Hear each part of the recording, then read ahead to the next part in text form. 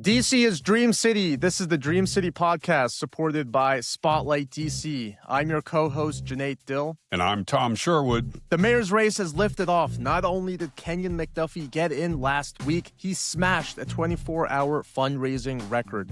Not to be outdone, Councilmember Janeese Lewis George filled up Howard Theater for a campaign rollout. It's looking like a slugfest until June in the mayor's race. Plus, I can't say DC Council Chairman Phil Mendelson is power drunk, but he's got all the cards when it comes to handpicking DC's next council member.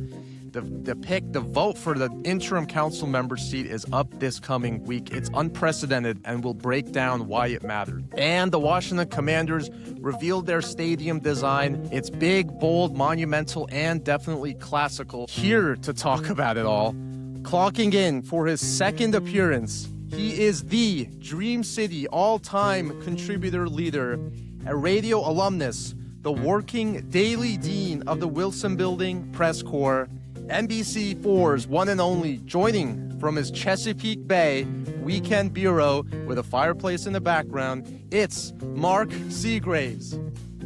Well, thank you very much. And you delivered that just as I wrote it. So I appreciate you taking care of that. I hope the check cashes. I hope it's in the mail. I think he looks a little fuzzy on this broadcast. I don't know if that's the way it's going to show on the podcast. Well, the thing is, had I had more notice, I'd have tried to grow more whiskers and to compete with mustache. You got to jump on the mustache train. Yeah, well, now that it's cool again, I'm going to have to try to do it. My problem is mine comes in completely white. So I don't think that's no problem. I had a mustache in the 70s, but I could grow one now. It'd take me a year to grow that. For people listening, I will send you a picture of Tom with the mustache. I have it on my phone, so you can insert it right here. For people listening, I think it's day 13 of my mustache journey, but we'll see how long this lasts into the new year. Before we start, I want to read a message from our sponsor. Spotlight DC is the Capital City Fund for Investigative Journalism and the sponsor of the Dream City podcast. Spotlight DC funds and awards grants for award-winning, impactful accountability journalism. Go to spotlightdc.org to donate and view their journalism projects. So, you guys, it was a big week where Kenyan McDuffie got in the mayor's race. The mayor's race is lifted off. Yeah, that's right. We're recording and we're going to publish it anyways. Nope. No, it's the last he got in. You said that last. Well, yeah, that's the editorial commentary from our chief analyst. But Mark, you actually spoke to Kenyan McDuffie for NBC4. What did you find out? Well, not a lot that we didn't already know, unfortunately. He was short on specifics. But I kind of give candidates like this a break in their first interview because they're trying to introduce themselves to a larger audience, trying to make the case of why they want this job. He talked about being more transparent, about his experience, with the economic development and his ability to help both big companies and small mom and pop companies. But when I asked him specifics about how many police officers do you think you want to have as mayor? What would you do about cooperation with immigration enforcement? Where do you differ with Mayor Bowser? I didn't get a lot of specificity out of him on those types of questions. What did he say about I ICE? asked him directly about his What did he say about ICE, Mark? Just I don't want to interrupt you. He says it's unacceptable. He has very strong language to condemn it. As just about everybody in DC does, but he doesn't have any specifics about, I asked him, he said he would work to end it. And I said, well, how would you do that? How would the mayor of DC stop the president of the United States from doing what he's doing? And he said, well, I believe it's not just one person's, there's 700,000 of us. I'm paraphrasing now, but there's 700,000 of us here in DC. And, we have to all have our voices heard. And that's pretty. And I pressed him and I said, as the mayor, you could tell the chief of police to stop allowing the federal task force into MPD roll calls. Stop allowing them to ride in MPD vehicles. Stop coordinating that way. Rescind the chief of police executive order that tells DC police they can cooperate with immigration enforcement with people who are not in custody. So someone pulled over for a traffic violation for riding on the sidewalk or whatever, they can help them in that sense. I said, as mayor, you could end all of that, and he wouldn't commit to any of it. Now, Janeese Lewis George, a candidate for mayor, she has said she would, in fact, get the D.C. Police Department to rescind that order. And she said she would stop cooperation. But you pointed out a key thing. It's not the mayor doesn't have that much power with the federal forces in town. Yeah, And the it could Janeese invite Lewis George at her President event Trump. at Howard Theater. I was there, and the biggest applause line at that event was when she said, quote, "We must end the cooperation between our police officers and ICE." That was her Okay, now biggest applause line. did she then go on to say that she would have that chief's executive order rescinded? Yeah, she has Because, said that previously. Uh, this is what I would urge everyone, reporters, politicians, DC residents, when you're talking about immigration enforcement. I know ICE is the buzzword around the country, but around the country, everything is different than it is here in DC. And in DC, the mayor and the chief have been saying somewhat correctly, oh, we don't cooperate with ICE. Right? ICE is not part of the federal task force, it's part of the search, but they do cooperate fully and daily with immigration enforcement with other federal agencies. So the direct question to these politicians is, what are you going to do about MPD's cooperation with immigration enforcement, with federal immigration enforcement overall, not just with ICE, but with all the federal agents? Because DC is unique in that it's happening here in a different way than it's happening anywhere else. And when I put that to Inter Chief Carroll, what Carol pointed out was, well, maybe it's better that we are coordinating with them because we don't have happen what happened in Minneapolis. But in fact, we've had 2 shootings here. Luckily, nobody was injured in either one of them. But the U.S. attorney last week acknowledged that they've declined prosecution of either of those 2 federal agents. Just their reasoning was because no one was actually injured in the shooting. I would just say the national polling, particularly out of Minneapolis, what's happening there, the national polling shows the bully tactics of ICE being denounced by citizens across the country. But again, as the mayor has pointed out any number of times, the nation's capital legally is different. It's under the control of Congress and somewhat to the president in terms like extending the National Guard to the rest of the year. And so the city is not as independent as the mayor of Minneapolis or the governor of any state standing up to federal officials. I do think we're heading for to more flashpoints. I'm just hoping they don't occur in the district, but the protests are going to increase, not stop.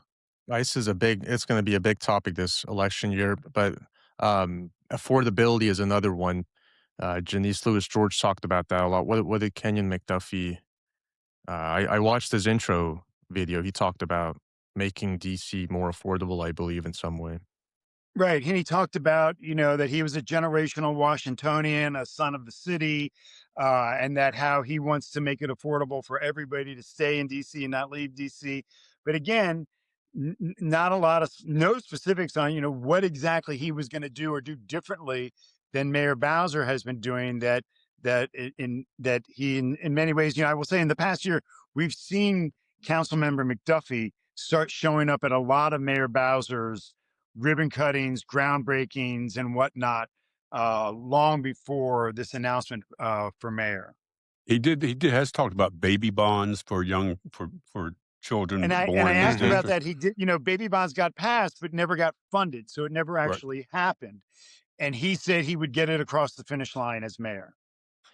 I just think that this coming Friday, if you're watching this before Friday, is the official start where candidates can pick up their nominating petitions, and then they have to turn them in by March 18th. You have to get a certain number between the office you're running for. And I think we'll start seeing more of the campaign. We've been in this kind of early who's running, who's not, who's kicking off, who's not. But I think after they start going out and getting petitions, there'll be a contest. Who's going to turn in the most petitions and all those things. So I Yeah. think the campaign will really Yeah. start getting underway this The weekend. the fundraising record I mentioned was that the McDuffie campaign told me at Axios that they raised $181,000 on day one, which, if you break it down, it's a record in terms of the most cash ever raised in a publicly financed mayoral campaign. So that was a big rollout out the gate for them. Janeese Lewis George's campaign, I spoke to them about these numbers too. They had this to say. Basically, when you break it down, the DC donors, they were almost on par. I think Kenyan McDuffie maybe had a little bit more, but Janeese Lewis George and Kenyan McDuffie raised about the same amount of money on their first day from DC donors. But Kenyan McDuffie got a lot more money from out of state donors as well. And so that put him out over top. But what Lewis George's supporters are shouting from the rooftops is that they got 1,850-ish individual DC donors on day one. That was their record. And the 1,800 whatever DC donors is double the number of individual DC donors Kenyan McDuffie got. So Lewis George is saying, look, we have a lot more DC residents who donated. Meanwhile, Kenyan McDuffie hauled in more cash in terms of the dollar amounts. I think the bottom line to that is that they are both going to be well-funded enough candidates with public campaign financing. They both know the city. Kenyan has the advantage of having run at large for a couple of races, and something Janeese Lewis George has not done. So I think they both know the city. They both know how to campaign. They're going to have to distinguish themselves. Janeese Lewis George, everyone's, she's a democratic socialist, and so people are going to be criticizing and praising her for that. Kenyan's got to show that he's just not kind of a Me Too, middle of the ground guy with not a lot of excitement about him. I know people have said to him directly, you've got to step up your campaign because it's a lot of energy around Janeese Lewis George. But again, we're at the starting point. Speaking of that energy, I was at Howard Theater where Janeese Lewis George had a sort of campaign kickoff party event. She had about 1,000 people there. It was pretty filled up, actually.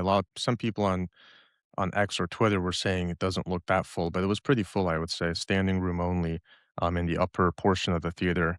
One of the big campaign pledges she made, one of many, she did promise a lot: affordable housing, affordable um, practically everything. But one key policy thing she rolled out was she pledged to offer universal child care in the district if she were elected. This is something the Post covered in their story. Um, this is one of her big tenets in terms of affordability issues, is universal child care in DC. It was Vince So Gray. there we go. It was Vince Gray as mayor. I think he was mayor at the time. He did universal early childhood education, and one of the key issues across the country, particularly urban areas, is child care for people to go to work to keep their job. Cost of child care is so extraordinarily high. The new mayor of New York, Mondani, has made that one of his issues. The question will be, how is it going to be funded?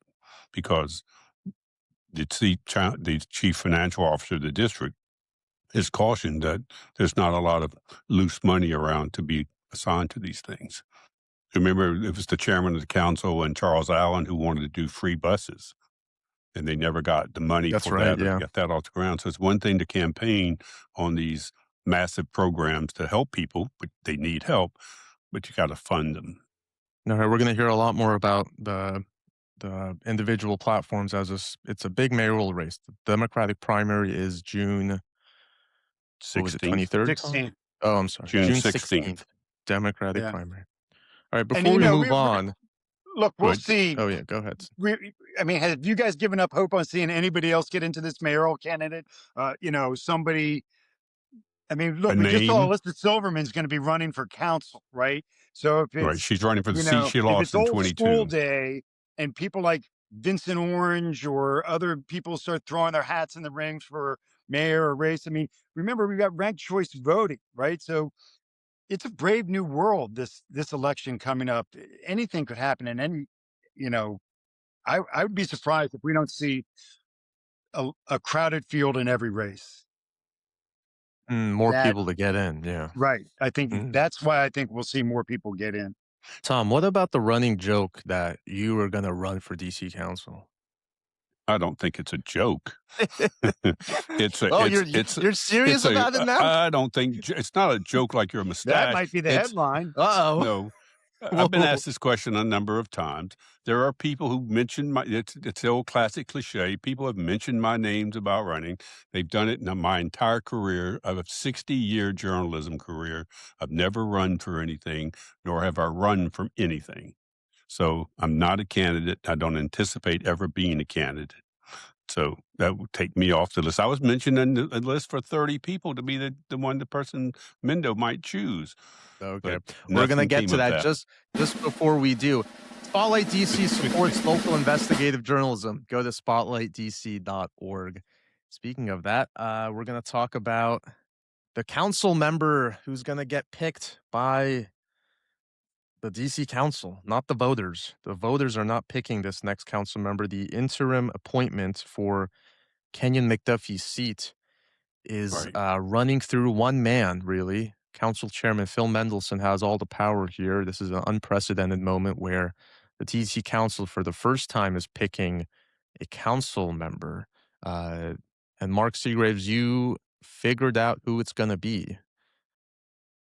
Well, I yeah, we did. should Did just you? point out Kenny McDuffie resigned his at-large seat to run for mayor, and he's an independent, not a Democrat. So the Democratic Party can't fill the seat, so it left it to under the rules of the council. The chairman nominates someone, and the council members vote on it, and that's what's happening Tuesday.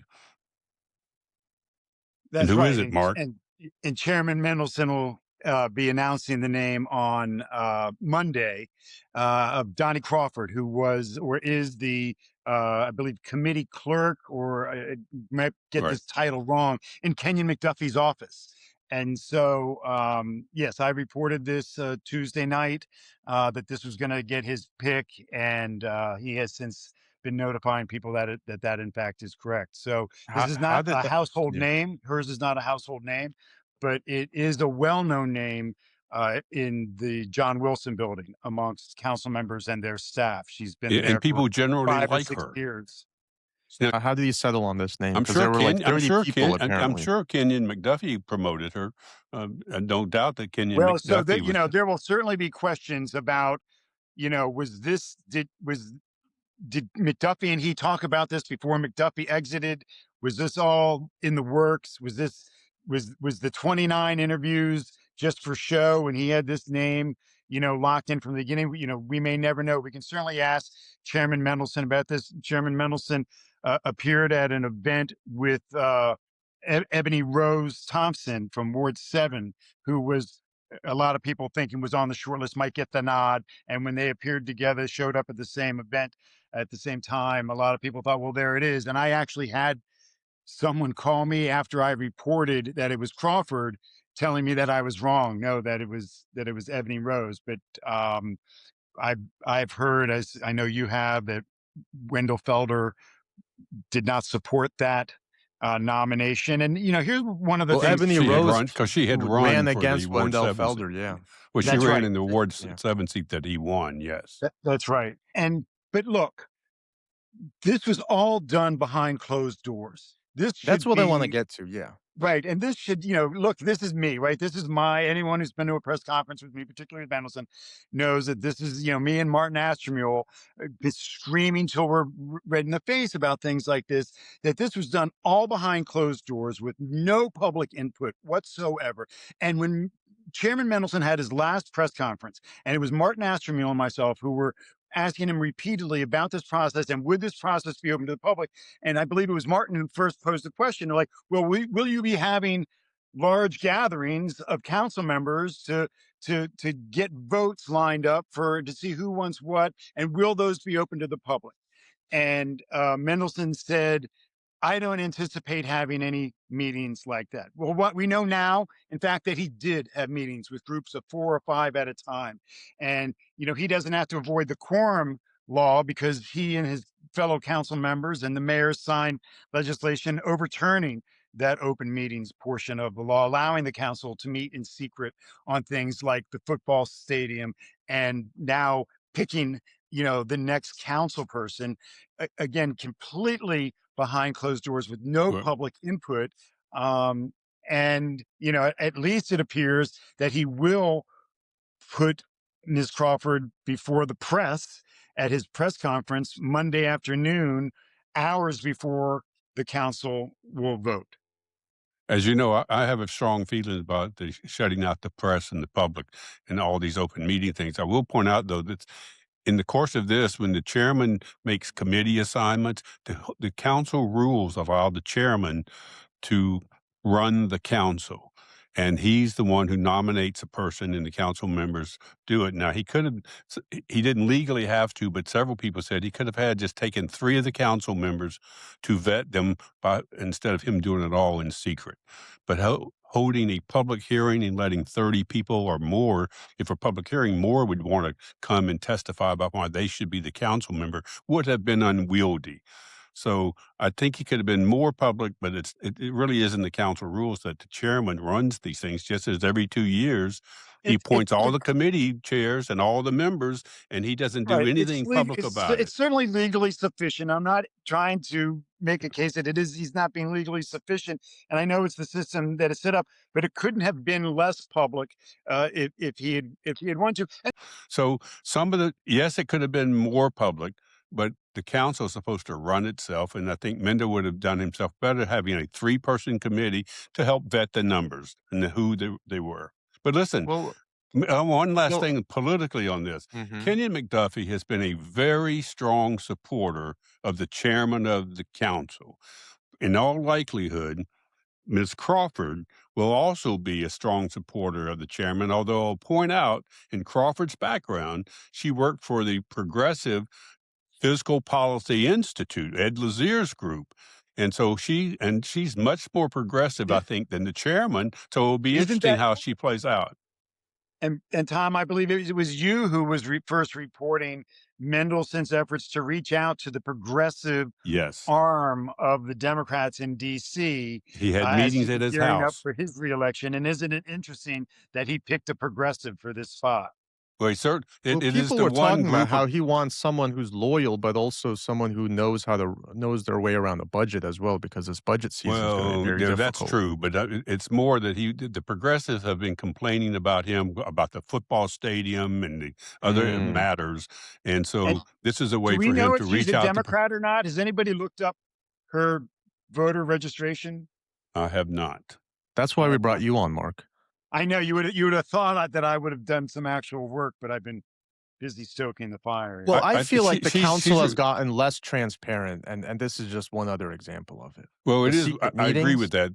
that. If I were running for the council, I would run on the fact that the public doors to the council have been closing, and it's bad for government. This podcast is not sponsored by Tom Sherwood's at-large campaign for DC Council.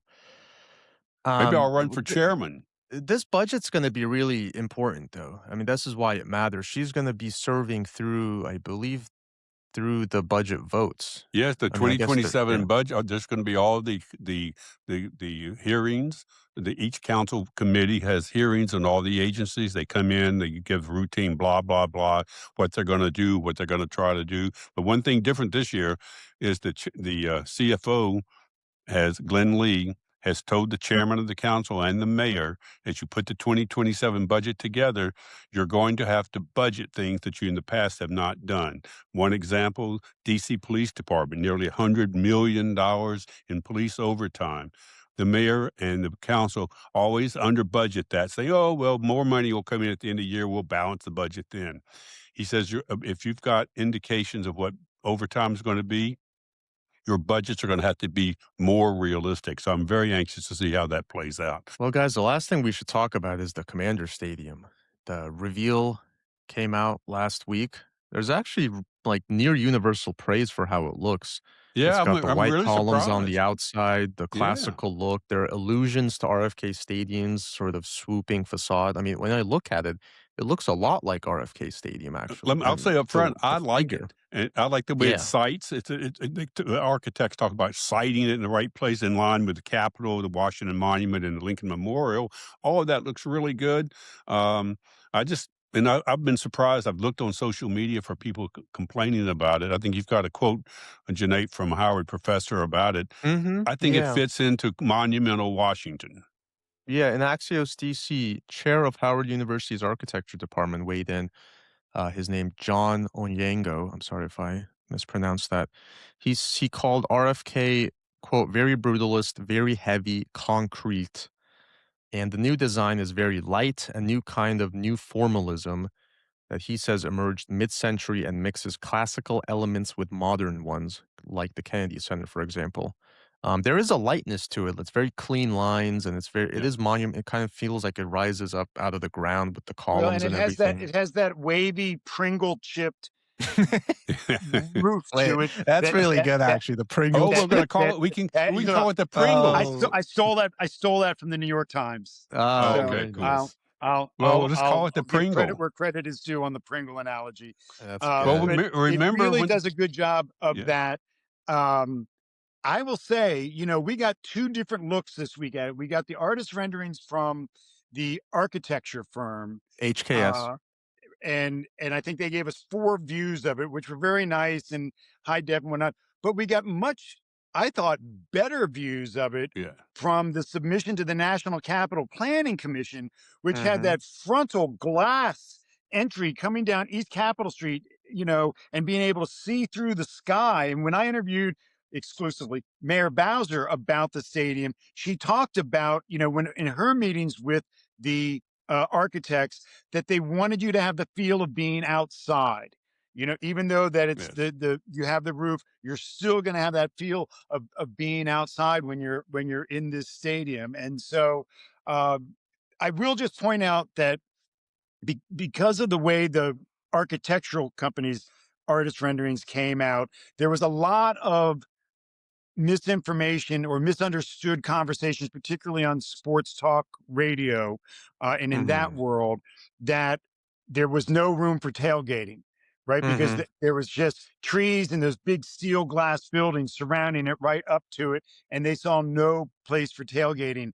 And that's just not true. Those No. artist renderings are true to the stadium, but not to the surrounding acreage. Everything else was just kind of stock art to put in there to just have something there. The Commanders have in fact said that at least in the first few opening years, there will be surface lots there and people will be able to tailgate, at least for the first few years. When they transition over to garage parking, there may be some impact there, but in the first opening few seasons, you will be able to tailgate, Well, just like yeah.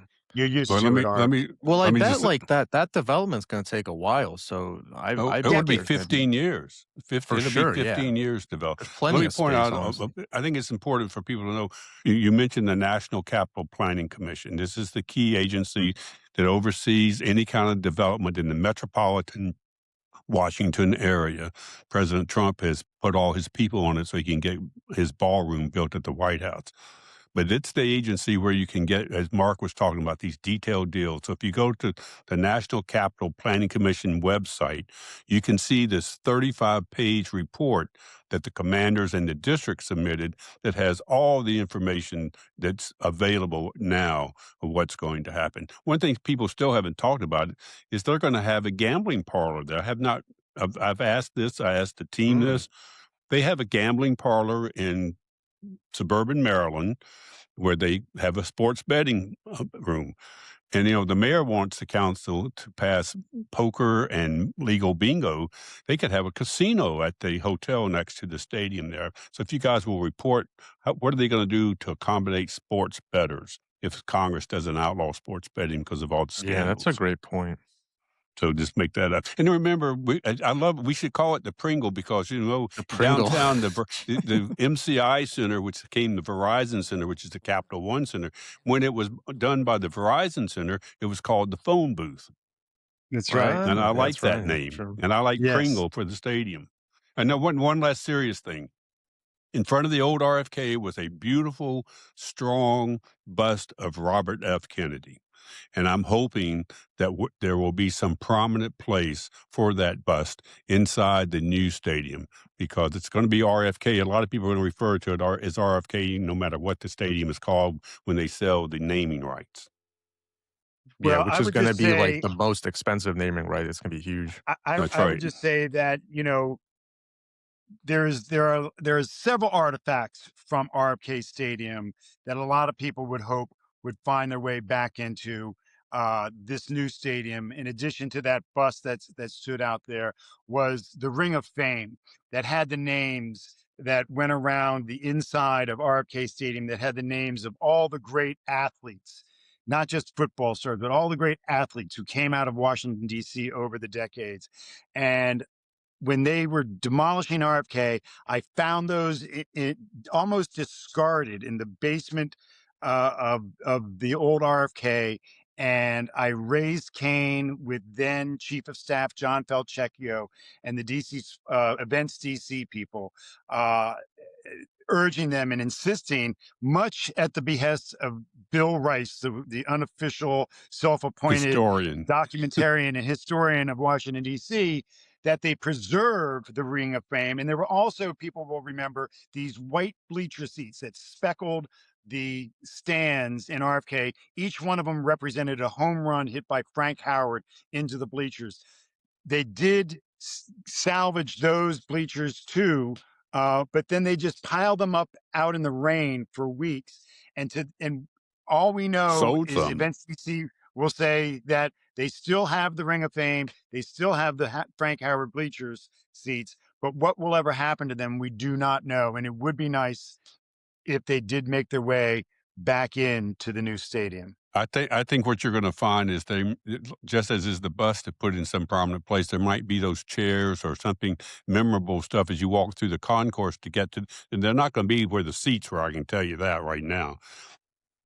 Well, as a fan, I'd like to see how they're going to make it affordable. It's not going to be affordable. And it's going to be a 70,000 seat stadium, and the seats are going to be expensive as hell. There might be some set-aside seats. Look, I have been saying this since I first got the term sheet and broke that story, that seat licensing, he the had to District say of he broke the Columbia story. handed a gift of hundreds of millions of dollars to the owners of the team by giving them both the naming rights to the stadium and the ability for the seat licensing agreements for no revenue back to the city. And that is going to allow them to charge tens of thousands of dollars to people who want to have season tickets. It is going to be extremely, that's true, so much more expensive to get season tickets there than it was at the current stadium, because of seat licensing, which the team will only acknowledge that, yes, it will raise hundreds of millions of dollars for them, but they so far have not to pay put a their price tag bonds. on It's them. to pay their portion of the bonds. Yeah, well, Tom, you have been saying this since day one. Yes. Unfortunately, this is they're very really not common spending in any other money. stadiums. Other stadiums are having the same issue in selling those seat licenses. And just for people who don't know, if you have a seat license, it means you buy the right for thousands of dollars to buy the tickets for the seat. So it's like a double charge for each seat.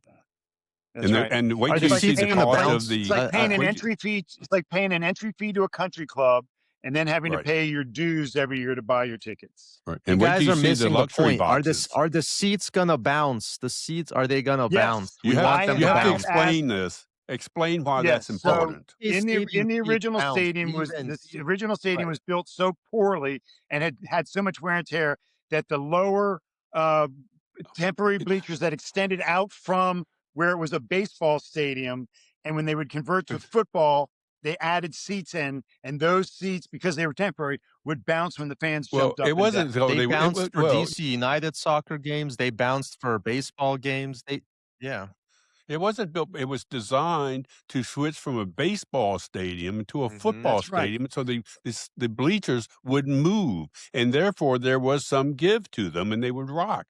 And Josh Harris, who the leading owner of the team, has said he wants to recreate some of that. And again, I think that might be a small part of it. I'm not going to have 70,000 people rocking.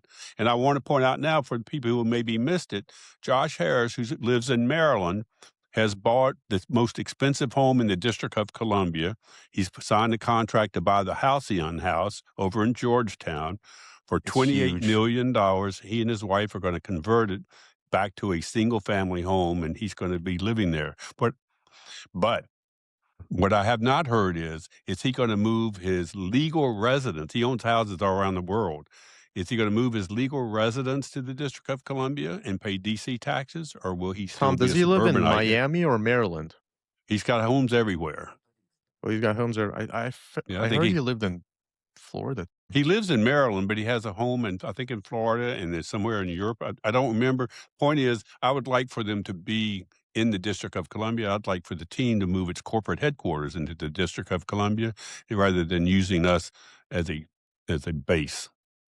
But send your taxes to Maryland, which right now is based in College Park, I think, which means they'll pay taxes in Maryland to College Park instead of the District of Columbia.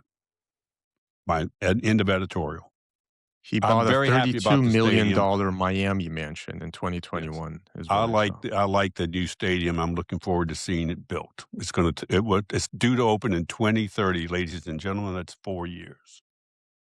There will be a groundbreaking later this year. Do you know anything about that, Mark or Cuneyt? There will be the I don't know what the timeline that. is, other than they say they hope to begin construction in 2027. Well, right. Marina Morocco on Fox 5 asked me an interesting question. Is there any way they would build this sooner? Seriously?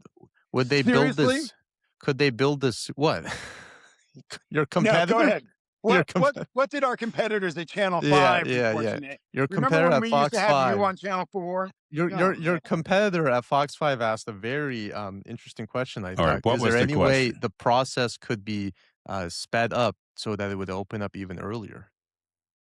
I don't know the answer to that, but the question probably wasn't answered. But the answer is they're going to work like hell to get that thing done. There's been one thing that they agreed to, which they didn't want, was a project labor agreement, which is a formal agreement with the unions that will be involved, that they will get the contracts to build and they won't strike and it'll be done. I think you're going to see dirt's going to fly at RFK. And Tom will be there to check it out. We're way over time this week. Thanks for everyone for listening. Way too much time.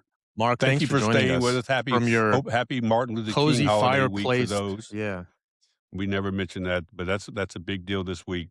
It's a day on, not a day off, and enjoy your week. Before we do go, let me tell you one more time about Spotlight DC, the Capital City Fund for Investigative Journalism. Spotlight DC raises funds and awards grants for award-winning, impactful journalism in DC. Go to Spotlight DC to donate and view their grant-funded projects.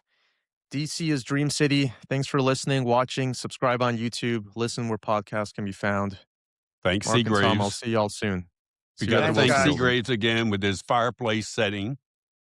Well, my fire has gone out. You guys are taking Sherwood is so long-winded. Now I got to go outside and get more wood, or I'm going to freeze tonight. Don't you have someone to get the wood for you?